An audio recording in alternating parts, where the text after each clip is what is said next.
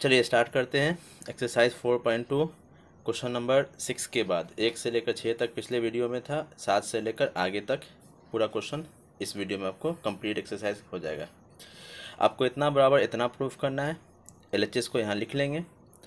अब गौर से देखेंगे आंसर में क्या चाहिए। आंसर में 4 चाहिए, ए स्क्वायर चाहिए, मतलब ए और ए 2 ए चाहिए, बी स्क्वायर मतलब बी इंटू बी 2 बी चाहिए, सी स्क्वायर मतलब 2 सी, सी इंटू सी चाहिए। क्या ये चीज़ हम इसमें से कॉमन निकाल सकते हैं कि नहीं, पहला ध्यान ये इसी पे लगाएंगे। और गौर से देखना, बहुत इंपॉर्टेंट क्वेश्चन है, इजी है, आगे बहुत काम आएगा। आप यहाँ देखो, यहाँ ए है, यहाँ ए है और यहाँ ए है, ठीक। उसी तरह से यहाँ बी है, यहाँ बी है, यहाँ बी है, और यहाँ सी है, यहाँ सी है और यहाँ सी है। तो प्रॉपर्टीज़ हम लोग पढ़े थे ना, किसी भी रो में कोई नंबर अगर सेम नंबर मल्टीप्लाई हो तो उसको कॉमन निकाल लेते हैं। तो हम R1 से ए निकाल सकते हैं, R2 से बी निकाल सकते हैं और R3 से सी निकाल सकते हैं। तो लिखेंगे take common A B and C from R1 R2 and R3। तो हम इस ए निकाल रहे हैं बाहर, बी निकाल रहे हैं बाहर, सी निकाल रहे हैं। ए किससे निकाल रहे हैं? R1 से। बी किससे निकाल रहे हैं? R2 से। और सी किससे निकाल रहे हैं? R3 से। चलिए, ए भी निकल गया, बी भी निकल गया, सी भी निकल गया। जब तीनों निकला तो तीनों मल्टीप्लाई में निकलता है, ये याद रखना। अगर हम फर्स्ट रो से कुछ एलिमेंट कॉमन निकाल रहे हैं, सेकेंड रो से भी निकाल रहे हैं और थर्ड रो से भी निकाल रहे हैं, तो अगर एक से अधिक एलिमेंट कॉमन हुआ है तो सब मल्टीप्लाई के रूप में बाहर रहता है। क्लियर? अब जैसे ही ये कॉमन हो गया, अब फिर से हमको C1 में ए दिख गया, C2 में बी दिख गया और C3 में सी दिख गया। तो हम C1 से ए कॉमन निकाल सकते हैं, C2 से बी निकाल सकते हैं और C3 से सी निकाल सकते हैं। प्रॉपर्टीज़ याद करो, प्रॉपर्टीज़ में साफ साफ समझाए थे कि किसी भी एक लाइन में, चाहे वो रो हो चाहे वो कॉलम हो, चाहे वो रो हो चाहे वो कॉलम हो, किसी भी एक लाइन में अगर सेम नंबर मल्टीप्लाई दिखे तो उसको बाहर निकाल दो। तो हम C1 से ए निकाल देंगे, C2 से बी और C3 से सी। तो लिखेंगे take common A B and C from R1 R, देखो यहाँ गलती हो गया, from C1 C2 and C3। C1 से निकालेंगे, C2 से निकालेंगे और C3 से निकालेंगे। तो चलो, C1 से जब A निकल गया तो यहाँ 1 बचेगा, यहाँ भी 1 बचेगा, यहाँ भी 1 बचेगा, यहाँ माइनस है इसलिए -1। सिमिलरली यहाँ भी इसी तरीके से और यहाँ भी इसी तरीके से। अच्छा, जब A निकलेगा, A पहले से था तो A इंटू ए स्क्वायर, क्योंकि जो चीज़ बाहर निकलता है वो मल्टीप्लाई में निकलता है। बी निकल के आया तो बी इंटू बी का स्क्वायर, सी निकल के आया तो सी इंटू सी स्क्वायर। तो ज़रा आंसर पे गौर से देखेंगे। आंसर में 4 ए स्क्वायर बी स्क्वायर सी स्क्वायर चाहिए था, तुम्हारे पास ए स्क्वायर बी स्क्वायर सी स्क्वायर आ चुका है। अब खाली 4 लाना है। तो अब डिटर्मिनेंट का फॉर्मूला भी लगा सकते हैं। तो फॉर्मूला लगाने के लिए किसी एक रो को चुनना होता है, कोई भी एक रो या एक कॉलम को। आप उसी रो या कॉलम में फॉर्मूला लगाना जिसमें ज़ीरो आपको ज़्यादा से ज़्यादा दिखे। अभी फ़िलहाल कहीं ज़ीरो दिख नहीं रहा है, तो क्या हम ज़ीरो ला सकते हैं कि नहीं? तो ला सकते हैं। ऐसा ज़रूरी नहीं, आप डायरेक्ट फॉर्मूला भी लगा सकते थे यहाँ पे, लेकिन यहाँ ज़ीरो ला सकते हैं। कब? जब ये जाके इसमें ऐड होगा, -1 + 1 ज़ीरो हो जाएगा, -1 + 1 यहाँ ज़ीरो हो जाएगा। तो 2 जगह ज़ीरो आ रहा है। तो यहाँ एक काम करेंगे, ये उठा के ले जाकर यहाँ जोड़ देंगे। तो R1 में जोड़ेंगे किसको? R2 को। तो भैया R1 चेंज करेगा तो लिखेंगे R1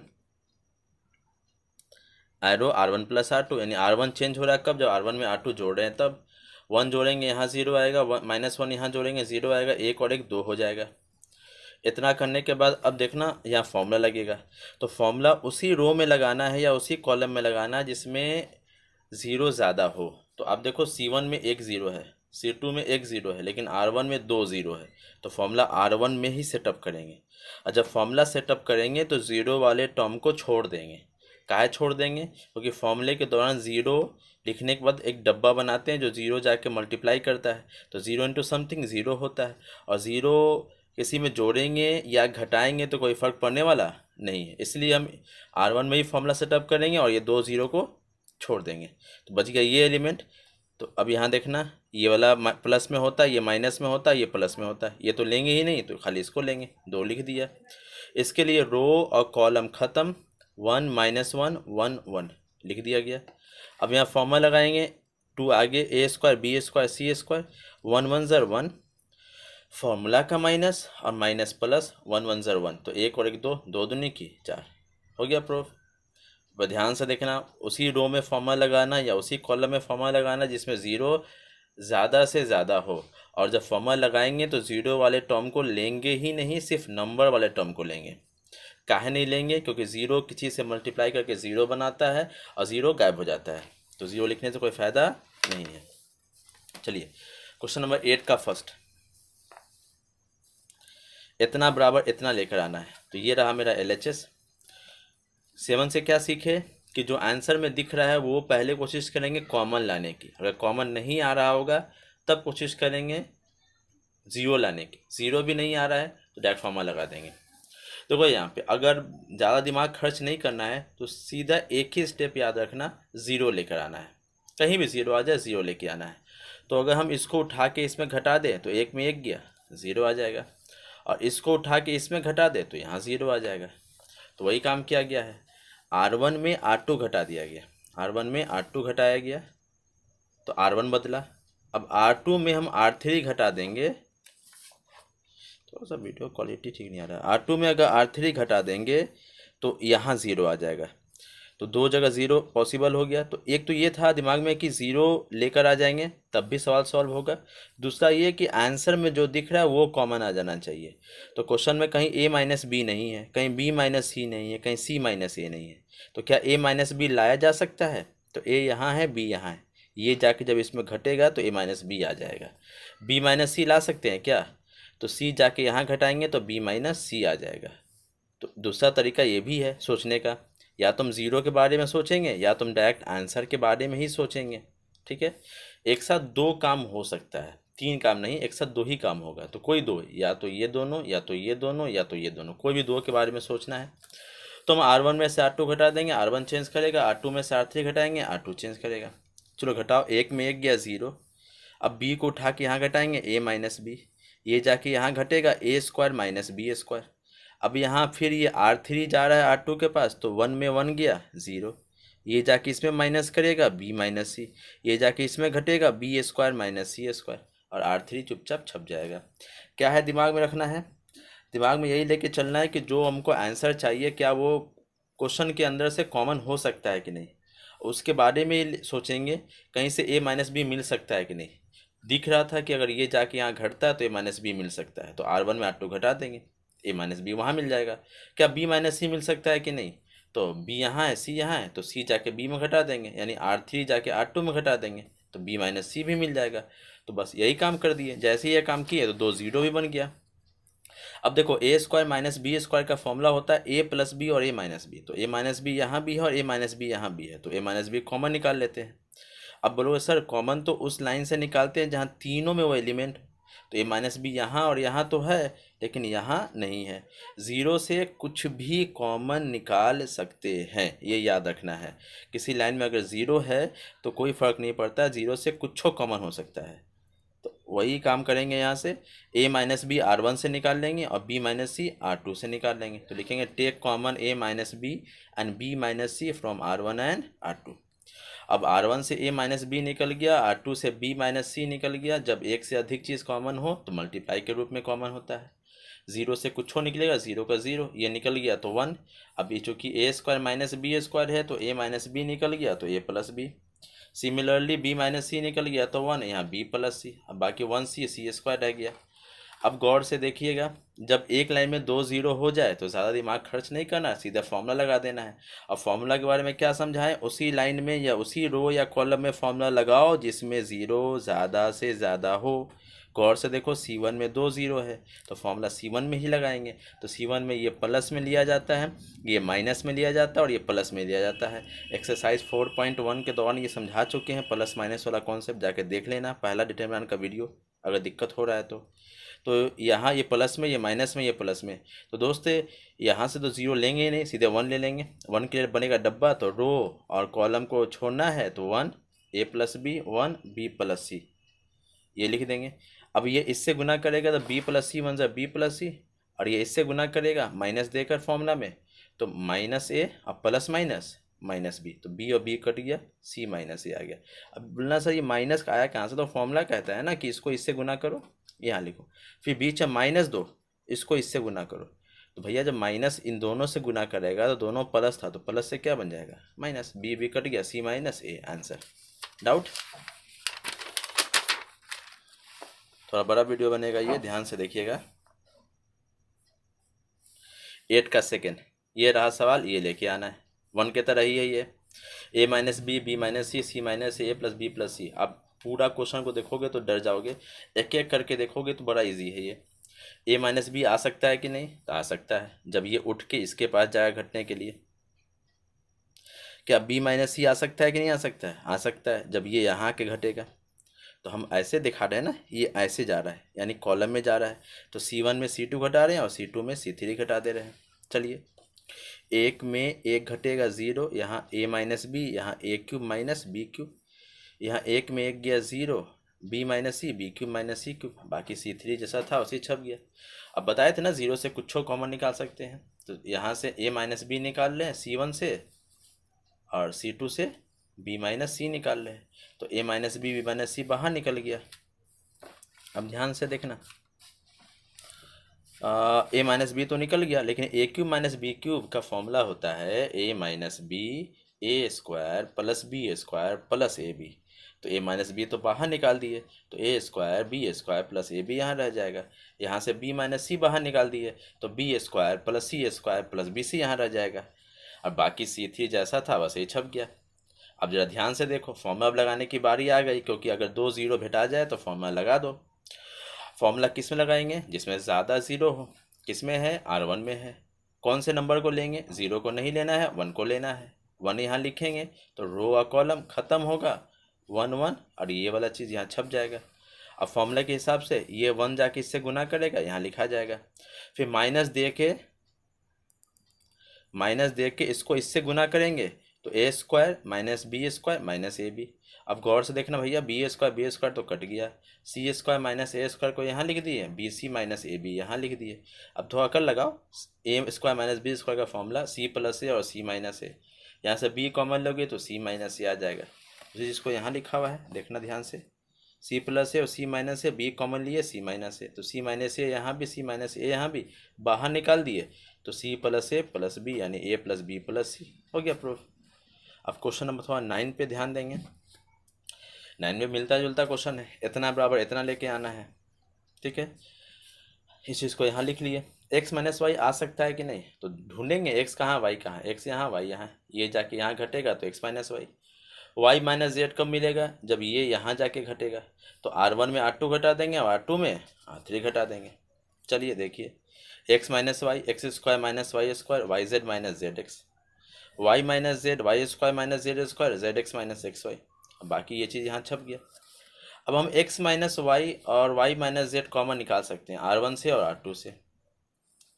तो R1 से x माइनस वाई निकाल लिया, y माइनस जेड निकाल लिए, तो 1 का 1, ए स्क्वायर माइनस बी स्क्वायर में a माइनस बी निकल गया तो a प्लस बी। अब यहाँ से थोड़ा देखेंगे, x माइनस वाई निकालना है, अगर हम z निकालेंगे तो y माइनस एक्स होगा, z निकालें कॉमन निकालेंगे, दोनों में z है ना, कॉमन निकालेंगे तो y माइनस एक्स, जबकि हमको x माइनस वाई निकालना था, तो हम z के बजाय माइनस जेड कॉमन निकालेंगे। माइनस जेड कॉमन निकालेंगे तो ये प्लस से माइनस बन जाएगा और माइनस से प्लस, तो x माइनस वाई बाहर निकल गया, माइनस जेड यहीं रह गया। सिमिलरली y माइनस जेड बाहर निकल गया है, y प्लस जेड यहाँ बचेगा, यहाँ से भी माइनस एक्स कॉमन निकाल लेंगे, ये आ गया। अब गौर से देखो अभी हमको आंसर में x minus Y Y minus Z 0 तो आया नहीं है कि फॉर्मूला लगाएंगे, और आंसर में भी 4 टर्म चाहिए था ना, तो x minus Y Y minus Z तो आ गया, z माइनस एक्स और एक ये चीज़, तो क्या z माइनस एक्स आता हुआ दिख रहा है? तो हमको z और x को ढूंढना था, तो z यहाँ x यहाँ है, तो अगर इसको ले जाके यहाँ घटा दें तो ये माइनस या प्लस बन जाएगा और z माइनस एक्स यहाँ मिल जाएगा। कब? जब ये आके यहाँ घटेगा, तो R2 में घटेगा, कौन? R1, तो R2 में R1 घटा देते हैं, तो मेरा R2 चेंज हो रहा है, ठीक है।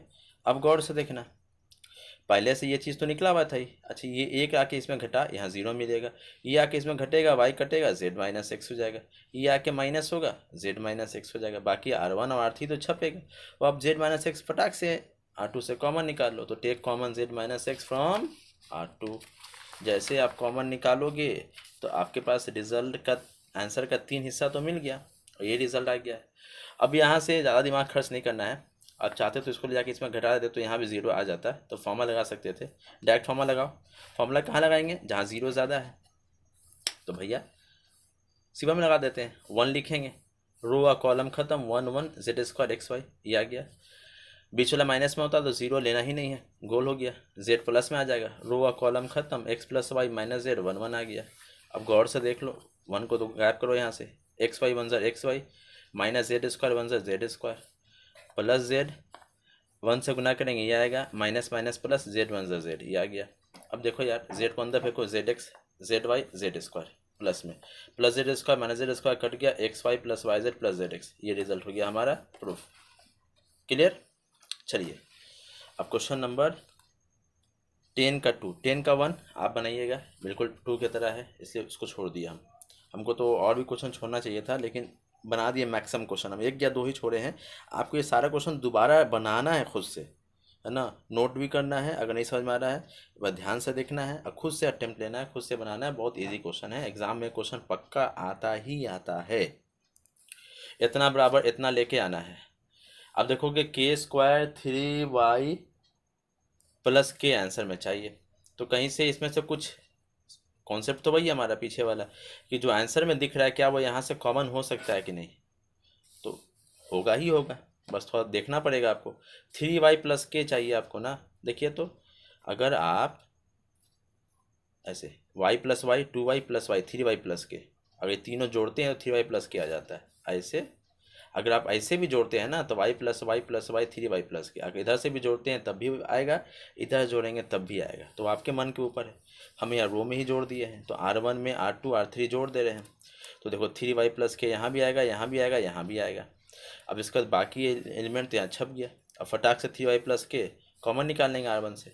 अब देखो यहाँ से यार, अब इतना करने के बाद अब 0 लाया जा सकता है, तो 1 यहाँ भी है, 1 यहाँ भी है, y यहाँ भी है, y यहाँ भी है, तो सीधे C1 में C3 घटा देंगे। हम C1 में C2 भी घटाते तो 2 जगह 0 आ जाता, जो आपके दिमाग में पहले आ जाए बात। तो C1 में C3 घटा दो तो यहाँ भी 0 आ गया, यहाँ भी 0 आ गया, यहाँ माइनस करोगे तो माइनस के आ गया। अब आप फॉर्मूला लगा दो, क्योंकि 2 0 मिल चुका है, फॉर्मूला C3 में लगेगा, सॉरी C1 में लगेगा, तो यहाँ से लिखेंगे माइनस के 3y प्लस के इंटू माइनस के, अब फॉर्मूले के हिसाब से ये आएगा, आप देख लेना, ठीक है। यहाँ y 1 ज़र y माइनस, इसको इससे गुना करोगे माइनस के साथ, माइनस y माइनस के, y कट गया, माइनस माइनस प्लस के इंटू के स्क्वायर, आंसर प्रूव हो गया। इतना बराबर इतना लेके आना है, ठीक है। यहाँ भी वही चीज़ है, x plus Y plus Z cube का मतलब क्या होता है? x plus Y plus Z 3 बार मल्टीप्लाई किया, x plus Y plus Z into X plus Y plus Z into X plus Y plus Z, यानी आपको x plus Y plus Z 3 बार लाना है, ठीक है। पहले तो एक बार लाया जाए, देखो x यहाँ, अगर x यहाँ है, y यहाँ है, एक्स वाई 2 जेड यहाँ है, अगर हम ऐसे जाके जोड़ते हैं तो खाली z बढ़ेगा, एक्स वाई नहीं बढ़ेगा, लेकिन जब ऐसे जाके जोड़ेंगे तो x और x 2x हो जाएगा, y 2y हो जाएगा और 2z, यानी 2x plus 2y plus 2z। अगर ये ऐसे आके ऐड हो रहा है तब 2x plus 2y plus 2z, दोनों तीनों में 2 है, 2 बाहर निकाल लेंगे, x plus Y plus Z, तो x plus Y plus Z भी आ जाएगा, 2 भी आ जाएगा। तो कब? जब ऐसे आके ऐड होगा। तो पहले तो लिख लेंगे LHS।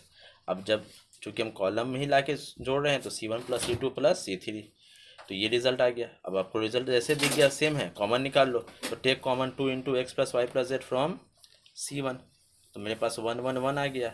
अब यहाँ देखना, अगर हम R1 में R2 घटा दे तो यहाँ भी 0 और यहाँ भी 0 आ जाएगा, 2 0 ही तो लाना था हमको। जब ये माइनस करोगे तो x minus Y minus Z minus 2x, तो x minus 2x minus X minus Y minus Z, तो माइनस कॉमन ले लेंगे।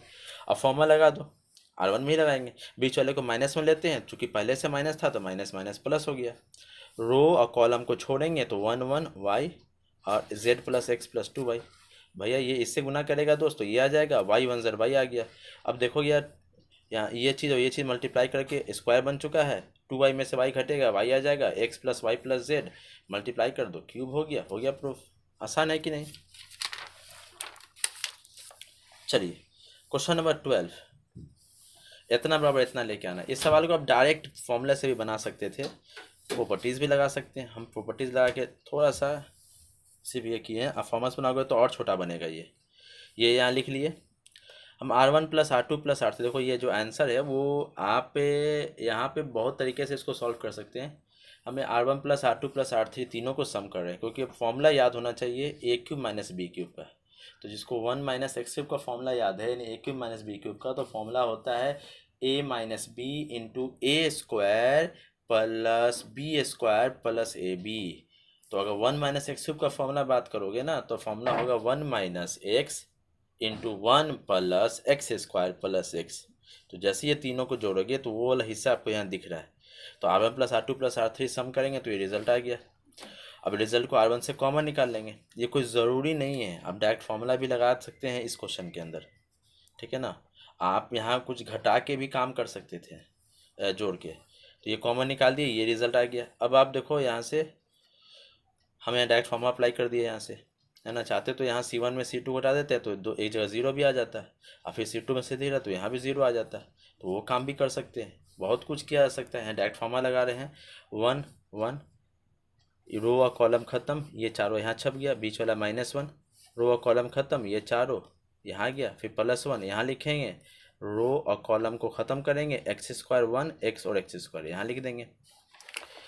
बाकी तो वही हमारा फॉर्मूला वाला मेहनत है। 1 1 ज़र 1 x square into x x cube, बीच वाला माइनस रहेगा, एक्स स्क्वायर 1 ज़र x square, x into x x square, minus में 1 हट गया यहाँ से, x square into x square, x से पावर 4 हो गया, माइनस एक्स 1 ज़र एक्स हो गया। ये तो भैया घट के 0 हो गया, तो ये खाली ये बचा और ये बचा। तो इस चीज़ को यहाँ पे छाप देते हैं। देखो ये बचा है, गौर से देखना, 1 माइनस एक्स क्यूब कहाँ गया यार, ये 1 माइनस एक्स क्यूब, और वहाँ से एक्स स्क्वायर माइनस एक्स।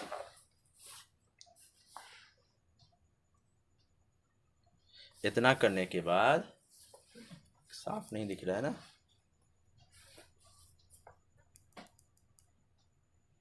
हाँ देखिएगा। अब इन दोनों में से 1 कॉमन ले लेंगे यहाँ पर, और यहाँ से -x कॉमन ले लेंगे। अब यहाँ जैसे ही -x कॉमन लेंगे तो सेम सेम मैच कर गया, तो अब 1 माइनस एक्स अलग हो गया, 1 माइनस एक्स क्यूब अलग हो गया। अब 1 माइनस एक्स इंटू इतना करोगे तो 1 माइनस एक्स क्यूब हो जाएगा। ये फॉर्मूला बनेगा a minus B A square plus B square plus A B A cube minus B cube. अब पहले से ये चीज़ था तो सेम सेम चीज़ हो गया, होल स्क्वायर हो गया। ये फॉर्मूला है, याद रखना। यहाँ लिख दे रहे हैं 1 माइनस एक्स क्यूब बराबर 1 माइनस एक्स यानी a minus B A square, 1 का स्क्वायर 1 होता है, प्लस बी स्क्वायर तो X square, plus A B तो एक्स 1 ज़ा एक्स। तो अब देख लो ये चीज़ तो है यहाँ पे, तो 1 माइनस एक्स क्यूब हो गया, पहले से 1 माइनस एक्स क्यूब था ही एक, तो दोनों मिल के होल स्क्वायर बन गया। बुझे बात को।